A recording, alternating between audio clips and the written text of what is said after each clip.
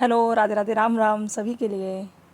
ये देखिए हमने एमएड के पेपर डाले थे यहाँ पर और एक पेपर रह गया था 204 वाला। हाँ, तो ये हम डाल नहीं पाए, तो हमने सोचा पूरा डाल दूँ यहाँ पर। ये एमएड सेकंड सेमेस्टर का पेपर है जो अभी होकर चुका है कुछ दिन पहले ही, और इसका इंटरनल असेसमेंट और इसका जो वाइवा होना है वो अभी कल होना है। ठीक है, कल परसों होना है इसका। तो ये एमएड सेकंड सेमेस्टर का पेपर 204 यानी फोर्थ पेपर है ये। इसमें कैसे क्वेश्चन आए थे आप देख लीजिए। ये टोटल 80 नंबर का है और इसका नाम है teachers education first conceptual framework history and political economy of education. Okay, 2023 का ही पेपर है ये। तो यहाँ देख लीजिए, इसमें ये था कि 5 यूनिट दे रखी हैं और प्रत्येक यूनिट में से एक एक प्रश्न करना था। ओके, देखिए प्रत्येक इकाई से एक प्रश्न का उत्तर दीजिए। टोटल 5 इकाइयाँ हैं, 5 यूनिट है और उसमें से एक एक का उत्तर देना था। तो देखिए पहला प्रश्न क्या था, अध्यापक शिक्षा की प्रकृति क्या है? अध्यापक शिक्षा के विभिन्न प्रत्ययों को भी व्याख्या कीजिए। तो पहला तो ये था, अध्यापक शिक्षा की प्रकृति क्या है और इसके विभिन्न प्रत्ययों की व्याख्या करनी है। दूसरा, अध्यापक शिक्षा की आवश्यकता एवं महत्व को विस्तार से बताना था। ठीक है। तीसरा प्रश्न था, समाज से क्या समझते हो? समाज में सामाजिक गतिशीलता, राजनीतिक एवं आर्थिक बदलाव की व्याख्या कीजिए। तो पहली यूनिट तो ये थी। सेकंड यूनिट के हम लोग चले हैं। तो देखिए सेकंड यूनिट में पहला प्रश्न है, भारत में अध्यापक शिक्षा की विभिन्न योजनाओं एवं कार्यक्रमों की व्याख्या कीजिए कि शिक्षा की विभिन्न योजना क्या क्या रही हैं भारत में। जैसे कोठारी आयोग आया है ना, और एनसीईआरटी ने क्या किया, एनसीटीई ने क्या किया, बहुत सारी चीज़ें जो रही हैं वो सब यहाँ पर बतानी थी।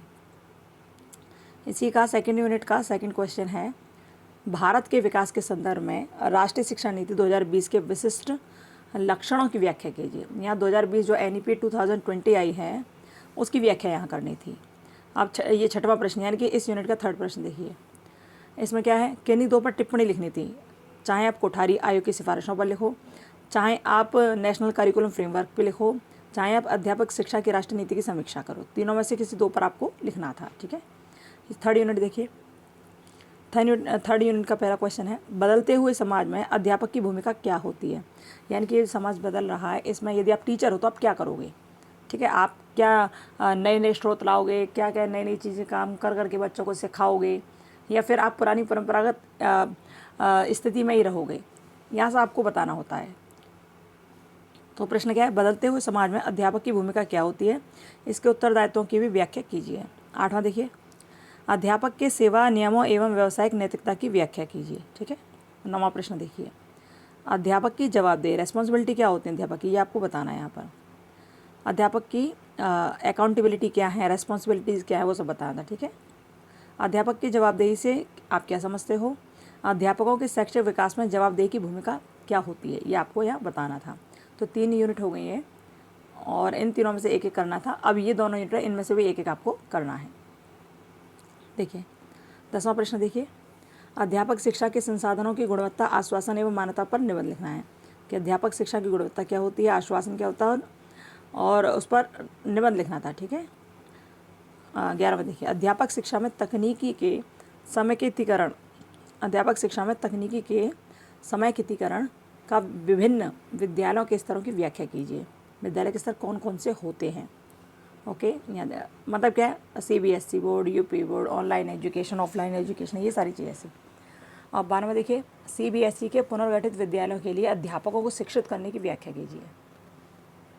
अब देखिए 5 यूनिट में, अध्यापक शिक्षा में शोध से आप क्या समझते हैं? रिसर्च क्या होता है टीचिंग एजुकेशन में, है टीचर एजुकेशन, रिसर्च क्या है? अध्यापक शिक्षा में शोध की प्रकृति की व्याख्या करनी थी यहाँ। 14वां देखिए, अध्यापक शिक्षा में शोध की आवश्यकता व महत्व का वर्णन करना था और यहाँ पर आपको टिप्पणी करनी थी दोनों पर। यह लिखा ना, निम्नलिखित पर टिप्पणी लिखो। अध्यापक शिक्षा में अनुसंधान के क्षेत्र क्या होते हैं और अध्यापक शिक्षा में अनुसंधान के निहितार्थ क्या है, ये आपको लिखना था, इम्प्लीकेशंस क्या होते हैं। ठीक है। तो ये था एमएड सेकंड सेमेस्टर का पेपर 204, एमएड सेकंड सेमेस्टर का पेपर 204। और ये वाला पेपर रह गया था शायद यहाँ डालने के लिए, हमको ध्यान भी नहीं था बिल्कुल। चलो, तो ये पेपर था और बाकी एमए वगैरह की भी हम धीरे धीरे करके डालेंगे। अच्छा, एक बात आपको बताऊँ, हम थोड़ा बिजी थे इसलिए यहाँ पर वीडियो नहीं डाल पा रहे थे, लेकिन अब पुनः सारी चीज़ दोबारा से स्टार्ट करेंगे। और क्या करना है, एमएड के लिए यहाँ दोबारा से अब क्लासेस लगेंगे, एमएड थर्ड सेमेस्टर के लिए लगेंगी, सिनॉप्सिस वगैरह सारी चीज़ यहाँ पर बनवाई जाएंगी। तो आप जुड़े रहिए और बने रहिए और हम लोग जल्दी मिलते हैं। Bye, Radhe Radhe, Ram Ram, bye.